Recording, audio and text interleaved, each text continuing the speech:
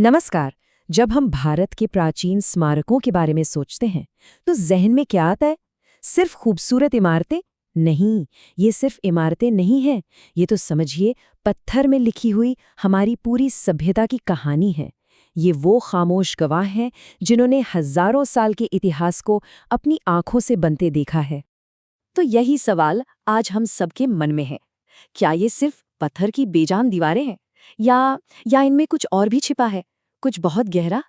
चलिए आज इसी पड़ताल में साथ उतरते हैं। तो इस सफर में हम क्या-क्या देखने वाले हैं? सबसे पहले हम इन्हें इतिहास के झरोखों की तरह देखेंगे। फिर हम इनके इंजीनियरिंग के अजूबों पर नजर डालेंगे, जानेंगे कि ये आस्था और शक्ति के प्रतीक कैसे बने। और हाँ, आज के जमाने में इनकी क्या अहमियत है, ये भी समझेंगे। और आखिर में बात करेंगे कि ये हमारी साझा धरोहर कैसे हैं। तो चलिए शुरू करते हैं पहले पड़ाव से, इतिहास के झरोखे। देखिए, इतिहास को जानने के कई तरीके हैं, है ना? लेकिन ये जो स्मारक है ना, ये अतीत को देखने का सबसे भरोसेमंद जरिया है। क्यों? क्योंकि देखिए, लिखी हुई बातें तो वक्त के साथ बदल भी सकती हैं, लेकिन ये पत्थर, ये तो हजारों साल से वहीं खड़े हैं, एक ही कहानी सुनाते हुए। ये स्मारक हमें एक टाइम मशीन में बिठाकर पीछे ले जाते हैं। सोचिए, हम पहुंच गए हैं लगभग 3,500 ईसा पूर्व सिंधु घाटी सभ्यता में। यहाँ मोहनजोदाड़ो जैसे शहर हमें बताते हैं कि उस दौर में कितनी एडवांस्ड अर्बन प्लानिंग होती थी। फिर थोड़ा आगे आते हैं मौर्य काल में। सम्राट अशोक के स्तूप और पिलर्स, ये सब बौद्ध धर्म के प्रसार का जीता जागता सबूत है।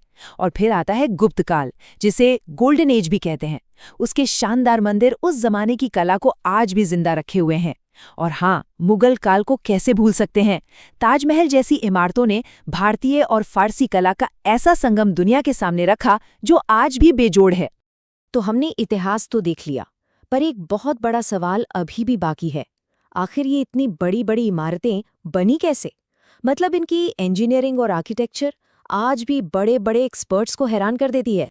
अच्छा, भारत में मंदिर बनाने के मोटे तौर पर दो मेन स्टाइल्स थे। पहले बात करते हैं नागर स्टाइल की। ये खास तौर पर नॉर्थ इंडिया में पॉपुलर थी। इसकी पहचान बहुत आसान है। मंदिर एक ऊंचे प्लेटफॉर्म पर बना होगा और उसका टावर, जिसे शिखर कहते हैं, वो एकदम मधुमक्खी के छत्ते जैसा लंबा और ऊपर की तरफ पतला होता जाएगा। खजुराहो के मंदिर बस इसका सबसे शानदार एग्जाम्पल है। तो अब देखते हैं कि इन दोनों स्टाइल्स में फर्क क्या है। जैसा हमने देखा, नॉर्थ की नागर शैली में मधुमक्खी के छत्ते जैसा ऊंचा शिखर है। वहीं अगर हम साउथ की द्रविड़ शैली को देखें तो यहाँ का टावर पिरामिड जैसा होता है, जिसे विमान कहते हैं। ये स्टेप बाय स्टेप कई मंजिलों में बना होता है। और एक और बड़ी पहचान है द्रविड़ मंदिरों की, उनका बहुत बड़ा सजा हुआ गेटवे, जिसे गोपुरम कहते हैं। इसका एक बेहतरीन नमूना है बृहदीश्वर मंदिर।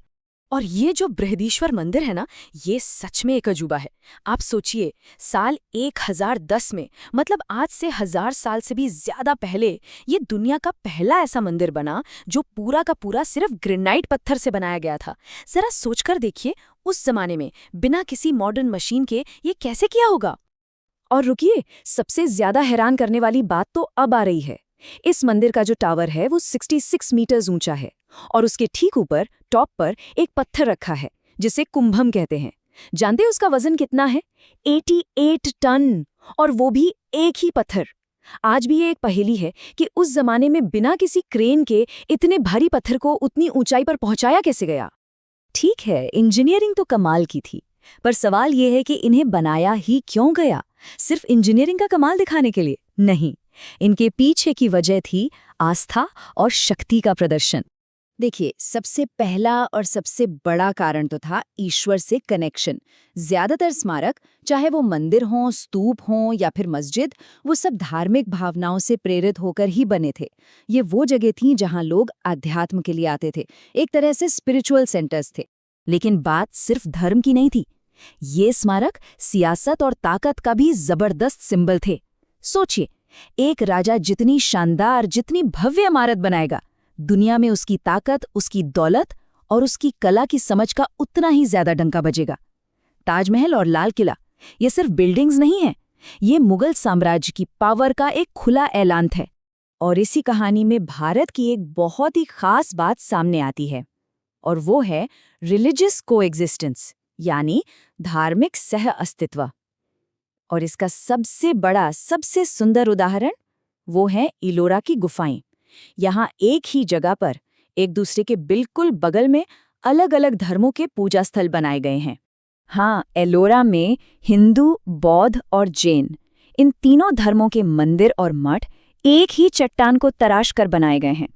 ये इस बात का जीता जागता सबूत है कि भारत में सदियों से अलग अलग आस्थाएं, अलग अलग विचारधाराएं एक साथ शांति से फलती फूलती रही हैं। चलिए, अब तक हमने बात की इतिहास की, इंजीनियरिंग की, लेकिन अब आते हैं आज के दौर पर। एक सवाल मन में आ सकता है कि इन पुरानी इमारतों की आज के ज़माने में क्या अहमियत है? तो इसका जवाब है हाँ, बिल्कुल है, और शायद आज पहले से भी कहीं ज़्यादा है। आज इनकी अहमियत को समझने के लिए सबसे पहले इनके इकोनॉमिक एंगल को देखते हैं। एक आंकड़ा बताती हूँ। सिर्फ ताजमहल ने 2019-20 के एक साल में अकेले टिकट बेचकर 97.5 करोड़ रुपए कमाए। सोचिए जरा, ये एक आंकड़ा ही इन स्मारकों की जबरदस्त इकोनॉमिक पावर को दिखाने के लिए काफी है। और कहानी सिर्फ ताजमहल तक ही सीमित नहीं है। उसी साल कुतुब मीनार ने करीब 20 करोड़ और लाल किले ने 16 करोड़ से ज्यादा की कमाई की। असल में ये स्मारक भारत की टूरिज्म इकोनॉमी की बैकबोन है। इनसे लाखों लोगों को रोजगार मिलता है। पर बात सिर्फ टूरिज्म से होने वाली कमाई की ही नहीं है, बात छिपे हुए खजानों की भी है। जैसे केरल के पद्मनाभ स्वामी मंदिर को ही ले लीजिए। उसके तहखानों में एक अंदाजे के मुताबिक 1500 टन सोना मिला है। ये दिखाता है कि ये स्मारक अपने अंदर कितने अनमोल खजानों को आज भी समेटे हुए हैं। लेकिन चलिए, पैसों की बात से आगे बढ़ते हैं। असल में ये स्मारक हमारे लिए एक जीती जागते क्लासरूम की तरह है। सोचिए, हिस्ट्री, आर्ट और आर्किटेक्चर को किताबों में पढ़ना एक बात है, और इन जगहों पर खुद जाकर उसे महसूस करना वो एक बिल्कुल अलग एहसास है। यहाँ आकर ना किताबों का ज्ञान सच में जिंदा हो जाता है। और अब आते हैं सबसे आखिरी और शायद सबसे ज़रूरी बात पर। ये स्मारक, ये सिर्फ इमारतें नहीं हैं, ये हमारी नेशनल आइडेंटिटी का हिस्सा हैं। ये हमारी सबकी साझा धरोहर हैं। जरा सोचिए, लाल किला, जहाँ आज़ादी के बाद पहली बार हमारा तिरंगा फहराया गया, वो हमारी आज़ादी का प्रतीक है। और वहीं देश के अलग अलग कोनों में बने मंदिर, मस्जिद, गुरुद्वारे, ये सब पूरे देश के लोगों को एक धागे में पिरोते हैं। सही मायनों में ये स्मारक ही तो हैं जो अनेकता में एकता वाले भारत के विचार को असलियत में जिंदा रखते हैं। तो अंत में एक सवाल हम सबके लिए है, इस विरासत को, इस धरोहर को बचाना, क्या ये सिर्फ एक ड्यूटी है, या फिर ये हमारे आने वाले कल के लिए, हमारे भविष्य के लिए एक बहुत ज़रूरी इन्वेस्टमेंट है? क्योंकि याद रखिए, जब हम इन पत्थरों को बचाते हैं ना, तो हम सिर्फ एक इमारत नहीं बचाते, हम एक पूरी सभ्यता की कहानी और उसके मूल्यों को बचाते हैं।